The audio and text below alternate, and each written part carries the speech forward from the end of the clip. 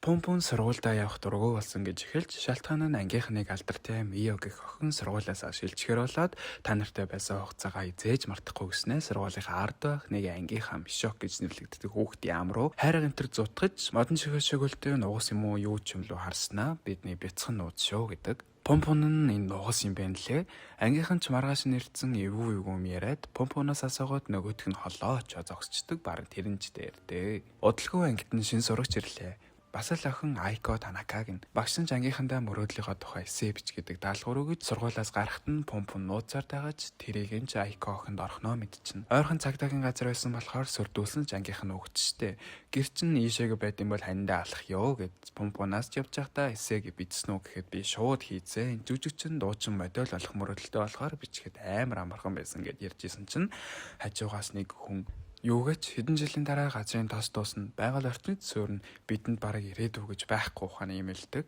Гудамжаар алхах хүмүүс том мөртлөө бүгд харахны уралдаанд оролцож байгаа. Тэгэхээр юугаач би бага насн дээр их мөнгө олоод том болохоороо өрнө гэд ирж идэл помпоны явах цаг боллоо. Помпонч гэртээ ирж аав нь зургт үзэж хөргөгчнөөс пив аваад дэрэг байхгүй гэхэд ихнэрээ элдв бусаар хэлж хидий зохиод авдаг. Помпонч өрөөндөө орж бурхан залбирхаас өөр юм хийж чадахгүйгээд бүхэл үнжин бурхан залбирч идэл цонхноос нэг бурцгар дүрстэй хүн харагдаж помпонч шуудхан аав ээж хоёр маань бие биедээ сайхан хандаж болдоггүй байхтай гэд асуутал хариуд нь бурцгар уст бурхан наад асуултнаас нь залхаж гин гэдэг. Ээж нь ч хөхөрцөн помпоны өрөөлөө ороод бэлэг болох телескоп өгөж ээж хоёр байна да бас хэдийн юм ярилцдаг. Даалгаврынхаа дэвтэр дээр би том болоод сансар судлаач болно ногторгоо маш том гэд хөөх юм бичсэн байдаг. Өглөөч болж сэрүүлэг дуурахтай зэрэгцэн сэрж өрөөнөөсөө халтан гарахад л гэр орон гэж авах юм байхгүй.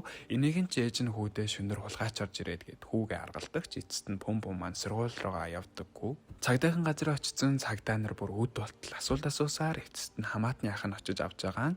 Хамаатны ах нь ерөнхий юу болоод байгаа гадарлаад ээж чинь имлэг твцсэн дээрдээ гэд гэрлүүн ортол гэр нь яг хивэндээ ах нь цэвэрлэхээсээ өмнө жоохон тоглохгүй гэд хөөцөлж тоглодог. Маргааш болж помпон сургууль руугаа явлаа. Очтол өнөөх шилжиж ирсэн охин аль хэдийн ангийнхантайгаа дотносоод эхэлсэн гаднаас нь багш нь даалгавраа шалгах гад ороод ирлээ. Помпоны унших хэлж байсан ч чимээгүй халтхан сууж байхад багш нь даалгавраа хийгээгүй гэд дангаар дүүрэн орилж хүн бүхэнд өөрсдийн гэсэн асуудал байгаа. Гэхдээ чи даалгавраа заавал хийх хэрэгтэй гэд орилж ууг нь чаваас хийцэн штэ. Тэгсэн удалгүй багш нь гэвгийн зүгөр осноо тоглосон юм аа гэд босоод ирдэг. Ямар би штэ. Мөрөөдлөөж ихнээсээ бичсэн болохоор хүүхдүүд шоолж магадгүйгээд ихэндээ яаж исэн ч багш болоод ангийнхан дэмцээрээгээд уншуулчихнаа. Гэртээ бичснээсээ шал өөр зүгээр л мөнгө олдог ажил тэгээд энгийн гэр бүл хэмээн хэлчихэд гүйцдэг.